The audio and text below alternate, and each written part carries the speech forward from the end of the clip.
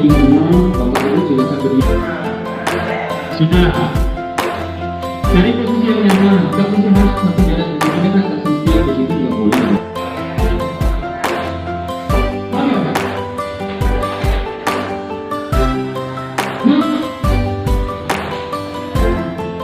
Ayo.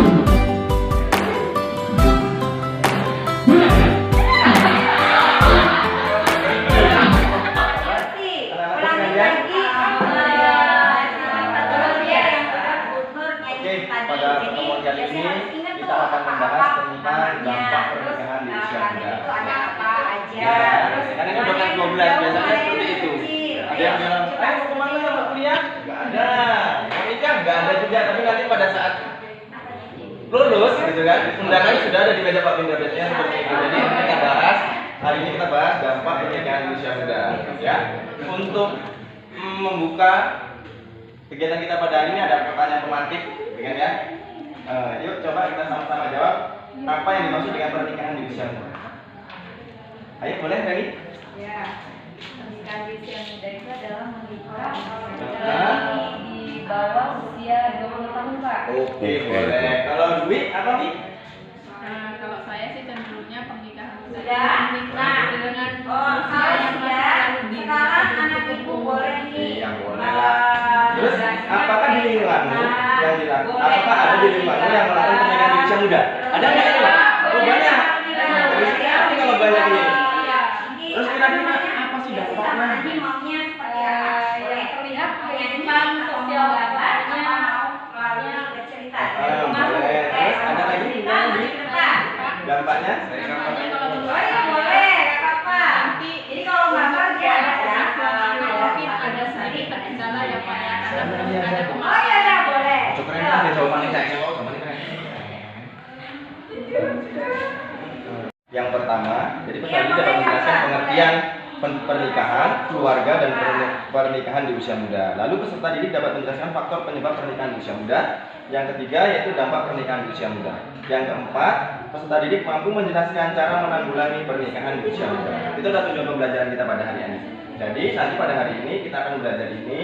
Nanti kita bagi kelompok menjadi 3 kelompok. Setelah itu nanti ada LKPD yang harus kalian kerjakan. Gitu ya. Oke yuk. Ada PowerPoint. PowerPoint ini ada dampak pernikahan di usia muda. Nggak kelihatan ya? Sambil bekerja Boleh. waktu Ini. anak-anak itu boleh sambil mencari satu ya. Oke, jadi yang pertama adalah tujuan layanan sudah saya sampaikan, ya pernikahan. Jadi pernikahan adalah ikatan batin antara seseorang pria dengan seorang wanita dan sebagai seorang suami dan istri dengan tujuan dan membentuk keluarga yang bahagia dan kekal berdasarkan ketuhanan yang Maha Esa. Terus kira-kira untuk laki-laki minimal sudah berusia 19 tahun. Jadi udah boleh tuh kalau usia 19 tahun untuk menikah. Kalau yang perempuan batas usianya minimal 16 tahun. Tapi jika menikah di bawah usia 21 tahun harus disertai dengan izin kedua atau salah satu orang tua yang ditunjuk sebagai wali. Itu ya. Nah, terus keluarga. Keluarga adalah suatu kumpulan dari masyarakat terkecil yang terdiri dari pasangan, suami istri, anak-anak, mertua dan sebagainya. Usia muda. Ini matahari Bu. Matahari ini pusat tata surya. Yang di sebelahnya ini yang paling kecil ini Merkurius. Dua kelompok saja lah. Di sebelah Anda ada di sini, dan ada di sini. Nah, untuk LKPD-nya ya, silakan diskusikan nanti dengan teman-teman kelompokmu. Yang pertama, coba amati dan ceritakan kasus yang terjadi sekitarnya tentang pernikahan di usia muda. Jadi coba kamu amati di lingkunganmu ada nggak yang menikah di usia muda. Yang kedua, dari kasus yang diceritakan tadi jelaskan faktor penyebab terjadinya pernikahan di usia muda. Yang ketiga, dari kasus yang diceritakan tadi jelaskan dampak dari pernikahan di usia muda tersebut. Yang keempat, cara apa yang harus dilakukan untuk menanggulangi pernikahan di usia muda. Untuk yang kelompok visual, buatlah poster tentang bahaya pernikahan dini. Poster ya. Untuk yang audio, buatlah video tentang bahaya pernikahan di usia dini. gitu ya. Bolehlah dengan vlog kayak gitu kan ya. Ajakan untuk menghindari pernikahan di usia muda. Oke, paham? Nah, oke, kalau sudah paham silakan buat tugasnya. Waalaikumsalam warahmatullahi wabarakatuh. Kawan-kawan, di sini saya akan mempresentasikan hasil kerja kelompok kami visual.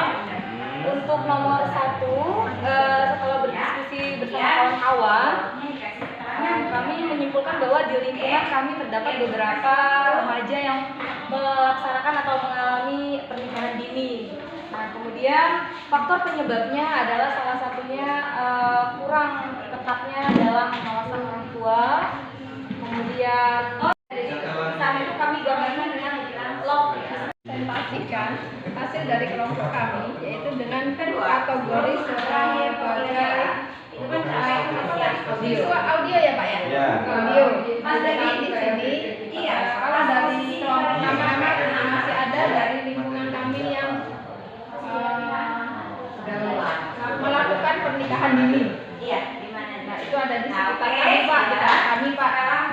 Kemudian faktornya mungkin kurangnya pengawasan orang tua dan ya kelompok kami menggunakan film pendek Pak, karena kami ini cenderung orang-orang yang senang berkreasi. Itu Pak ya. Ya, oke, luar biasa Ya, sekali. makasih Ya. Pak. Apa dari pembelajaran kita pada hari ini? Boleh? Bu, boleh silakan ya. Terima kasih Pak. Kalau saya simpulkan dari pembelajaran kita harus pandai-pandai dalam pergaulan Pak, sehingga tidak terjerumus ke hal-hal yang negatif. Kemudian ya pasti kita nurut sama orang tua Pak ya. Jadi semangat ya, jadi boleh Gitu, Pak. lanjutin. Jadi pernikahan dini itu juga ya baik ternyata ya Pak ya. Semangat tadi dulu. Gitu Pak. Oke, kalau dari segi manfaatnya materi kali ini kira-kira apa? Silakan Nani. Ya manfaatnya tentunya sangat bermanfaat sekali sebagai bekal ilmu kita untuk di kemudian hari. Oke, bagus sekali jawabannya. Nah, jadi rupanya pernikahan dini ini juga banyak dampak negatifnya, gitu kan ya. Tadi ada dari dampak kesehatan, gitu kan, sosial, juga ekonomi dan lain-lain. Nah, dari sini makanya kita hindari pernikahan di usia muda. Ya, sebelum menikah usahakan kita menikah di usia yang matang, kayak gitu ya. Oke, cukup mungkin untuk kegiatan kita pada hari ini. Mari kita tutup pembelajaran kita pada hari ini. Sudah, kalau kelompoknya sudah selesai, boleh maju tiga. Waalaikumsalam warahmatullahi wabarakatuh. Saya sebagai observer dari yang diamati Pak Bindra Juliawan Saputra. Untuk praktek mengajar itu kelas 12 dengan materi ajar dampak pernikahan di usia muda. Kemudian hasil yang saya amati bahwa Pak Bindra dalam mengajar berdiferensiasi itu sudah baik sekali karena diferensiasi kontennya ada, kemudian diferensiasi prosesnya bagus, kemudian diferensiasi produk ada. Bahwa ada 2 kategori yaitu visual dan audiovisual. Yang visual, diferensiasi produknya membuat poster tentang dampak dari pernikahan dini. Kemudian untuk audiovisual, diferensiasi produknya adalah membuat video ajakan untuk menghindari pernikahan di usia dini. Terima kasih. Assalamualaikum warahmatullahi wabarakatuh. Terima kasih. Waalaikumsalam warahmatullahi wabarakatuh. Waalaikumsalam warahmatullahi. Terima kasih rekan-rekan atas kesempatannya untuk saya merefleksikan pembelajaran berdiferensiasi. Nah, yang pertama yaitu pembelajaran berdiferensiasi harus melakukan pemetaan dulu terhadap murid. Jadi kita harus melihat gaya belajar murid, profil belajarnya seperti apa, kemudian minat belajarnya seperti apa, untuk menentukan bagaimana kita memberikan pembelajaran terhadap murid. Kemudian yang kedua yaitu ternyata pembelajaran berdiferensial itu membutuhkan pemetaan kebutuhan sama Pak ini. Waalaikumsalam warahmatullahi wabarakatuh. Saya merefleksi tentang pembelajaran berdiferensiasi, yaitu ternyata pembelajaran berdiferensiasi itu yang pertama membuat murid senang. Terus pembelajaran berdiferensiasi ternyata memang berpihak pada murid juga, terus membuat ini yang saya garis bawahi, membuat ketagihan belajar Pak. membuat ketagihan belajar murid. Jadi yang selanjutnya itu guru tahu sifat belajar murid sebesarnya Pak. Itu dari saya. Assalamualaikum warahmatullahi wabarakatuh. Waalaikumsalam warahmatullahi wabarakatuh. Bismillahirrahmanirrahim. Assalamualaikum warahmatullahi wabarakatuh. Waalaikumsalam. Saya akan coba merefleksikan pembelajaran berdiferensiasi yang sudah kita lakukan tadi, sudah kita praktekkan. Ternyata belajar berdiferensiasi itu yang pertama yaitu harus memetakan kebutuhan murid. Jadi nanti apa yang kita kasih adalah benar-benar kebutuhan dari murid, gitu kan ya. Mengungkapkan kebutuhan dari murid. Lalu yang kedua, pembelajaran berdiferensiasi ini membutuhkan media pembelajaran yang bervariatif dan produk juga tugas dari siswa yang bervariatif pula, sesuai dengan minatnya gitu kan, minat dan bakatnya. Jadi seperti itu dari saya ini. Wassalamualaikum warahmatullahi wabarakatuh. Waalaikumsalam. Terima kasih. Assalamualaikum warahmatullahi wabarakatuh. Waalaikumsalam warahmatullahi wabarakatuh. Di sini saya akan merefleksikan tentang pembelajaran berdiferensiasi. Jadi pembelajaran berdiferensiasi ini diawali dengan memetakan siswa melalui 3 aspek, yaitu yang pertama kebutuhan belajar, kemudian yang kedua gaya belajar, dan yang ketiga tentang profilnya. Kemudian untuk pembelajaran berdiferensiasi ini diawali dengan pembuatan perangkat pembelajarannya sangat berbeda tentunya, harus terlihat pembelajaran berdiferensiasinya tersebut. Nah, pembelajaran berdiferensiasi ini ada 3 bagian, yaitu konten, kemudian produk, dengan proses ya, dan itu semua terlihat dari awal hingga akhir pembelajaran. Demikian, terima kasih. Assalamualaikum warahmatullahi wabarakatuh. Waalaikumsalam warahmatullahi wabarakatuh. Dari awal itu Assalamualaikum warahmatullahi wabarakatuh. Waalaikumsalam. Jadi untuk merefleksi pembelajaran berdiferensiasi, ternyata pembelajaran berdiferensiasi luar biasa karena kita sebelum kita memberikan pembelajaran, kita harus tahu dulu gaya belajar siswa seperti apa, sehingga manakala kita menyampaikan sesuai dengan tipe gaya belajar masing-masing siswa. Terima kasih. Assalamualaikum warahmatullahi wabarakatuh. Waalaikumsalam. Kita membiasakan diri untuk menerangkan berdoa sebelum memulai pembelajaran. Silakan dipimpin oleh Pak Tahun Imam. Indonesia kebangsaan, bangsa dan tanah airku. Yang saya dengan cantik-cantik di sana. Miftahul Imam pada Assalamualaikum warahmatullahi wabarakatuh. Sunyami Hadir. Baiklah, terima kasih. Kita hadir. Apa kabar anak-anak semua? Alhamdulillah sehat, luar biasa, bahagia selalu. Itu dengan konfigurasi web server. Tolong siapa yang server? Ibu akan memberikan sebuah silakan aja.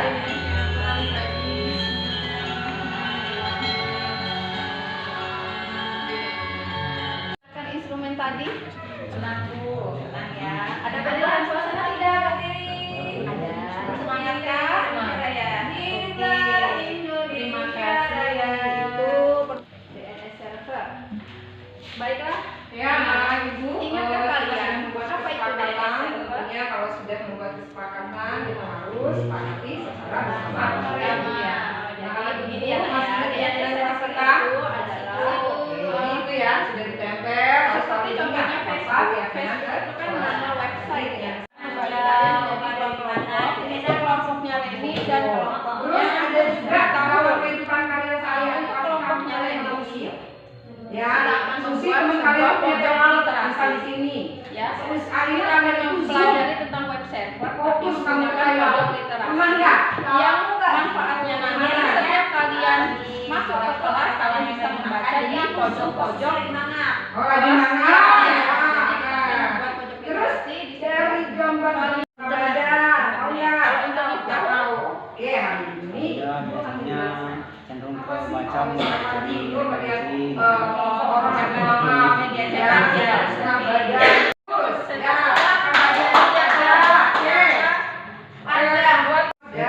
teman-teman, ini adalah hasil kerja kelompok kami yang tentang server. Ini tadi referensinya kita ambil dari beberapa buku di perpustakaan, dan beberapa yang lagi kita browsing di internet. Itu saja, sekian dari kelompok kami. Waalaikumsalam. Jadi hasil kerja kelompok kami teman-teman, ini kami membuat video tentang server tadi. Jadi inilah hasilnya dalam bentuk video di Canva.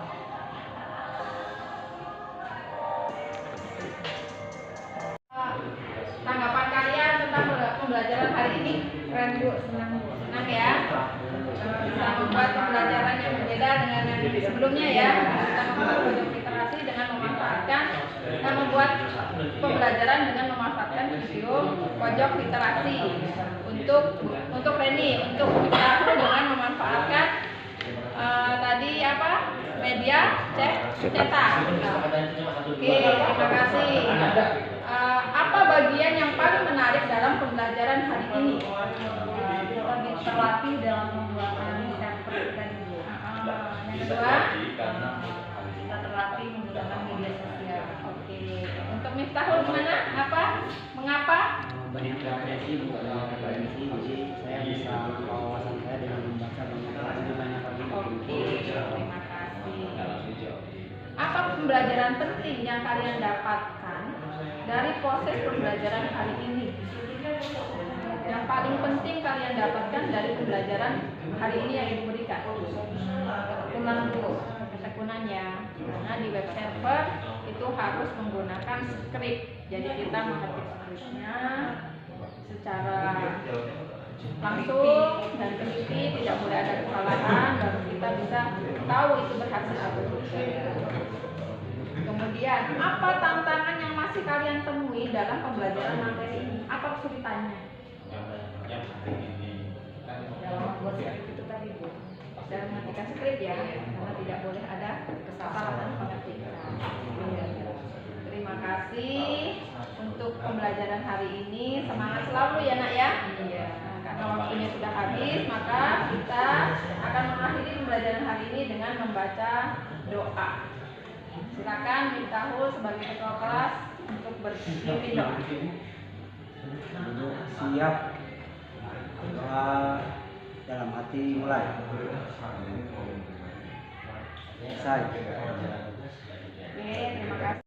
Terima kasih kesempatannya yang telah diberikan kepada saya. Saya mewakili dari kelompok Pak Mediawan akan merefleksi kegiatan lokal kita pada lokal 3 ini.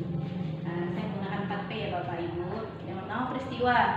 Tentunya yang dialami adalah terkait lokal 3 ini di SMP Negeri 2 Punggung. Perjalanan yang luar biasa ya dalam sini. Tapi dengan bertemu dengan Bapak Ibu pejabat di sini, saya pribadi langsung bersemangat tadi. Kemudian yang kita pelajari tadi, yang pertama simulasi pembelajaran berdiferensiasi. Ada diferensiasi produk, proses dan konten. Ya, tadi kita sudah melakukan simulasi dan melakukan observasi terkait itu. Banyak sekali materi yang didapatkan, terutama ilmu baru itu yang saya rasakan. Kemudian penerapannya, pembelajarannya. Di sini kita kan saling bertukar pikiran. Tadi Bu Nur menjelaskan bahwa dia sudah pernah diundang oleh sekolah lain, beliau kan SD, kemudian diundang workshop menjadi pemateri di SMP. Wah, itu pencapaian luar biasa sekali, menjadi motivasi bagi kita.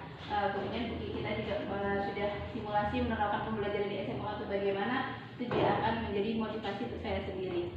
Kemudian pembelajaran yang sangat berharga menurut saya. Kemudian penerapannya saya harap untuk diri saya pribadi, saya berharap saya dapat menerapkan pembelajaran berdiferensiasi ini dengan implementasi PSE dengan lebih baik lagi. Kemarin saya sudah menerapkan, tapi setelah dapat dari sini, banyak tambahan dari Pak Medi tadi, itu akan menjadi tambahan ilmu bagi saya, dan saya akan memperbaiki proses pembelajaran yang ada di sekolah saya, dan yang paling penting adalah melakukan pengimbasan kepada komunitas praksi di sekolah saya.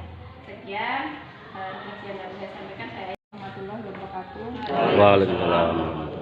Saya di sini akan merefleksikan hasil dari loka kita yang ketiga ini. Yang pertama yaitu perasaan saya. Yang pasti perasaan saya setelah saat datang ke sini pasti bahagia ya, bertemu dengan Bapak Ibu guru hebat yang ada di PGP ini. Kemudian yang kedua, dengan loka ini menambah wawasan untuk saya pribadi, yaitu ternyata seperti ini. Sebenarnya materi yang berdiferensiasi itu secara tidak sadar, benar yang dikatakan oleh Bu Ira, itu sudah kita laksanakan, hanya kita tidak tahu kalau itu sudah berdiferensiasi. Terkadang kita sudah mengelompokkan anak ini yang termasuk pengetahuannya lebih tinggi, kemudian anak ini yang sedang, anak ini yang kurang. Sebenarnya kita sudah melaksanakan itu, tetapi kita tidak menyadari dan tidak tahu kalau itu berdiferensiasi. Kemudian untuk yang PSE ini ternyata juga kita sudah pernah melaksanakan, hanya mungkin belum pas ya Pak, belum tahu cara tekniknya yang sebenarnya seperti apa, cara menggunakannya yang seperti apa, itu kita belum pas, tetapi tanpa sadar kita juga sudah pernah melaksanakan. Tetapi berkat loka ini kita bisa nanti setelah kembali lagi ke sekolah, kita bisa lebih baik lagi untuk melaksanakan itu, untuk memperbaiki apa yang sudah kita lakukan sebelumnya, begitu. Kemudian untuk hari ini terima kasih banyak untuk Bapak PP, materinya sangat bermanfaat, sangat baik untuk masukan kami. Dan tadi untuk yang berdiferensiasi sudah dipraktekkan oleh Pak Bindra di kelompok kami. Kemudian kalau untuk yang PSE kebetulan saya sendiri yang praktekkan, mungkin masih ada hal-hal yang perlu diperbaiki Pak, mohon masukannya. Yang pasti bahagia dan semangat selalu. Terima kasih. Wassalamualaikum warahmatullahi wabarakatuh. Waalaikumsalam warahmatullahi wabarakatuh.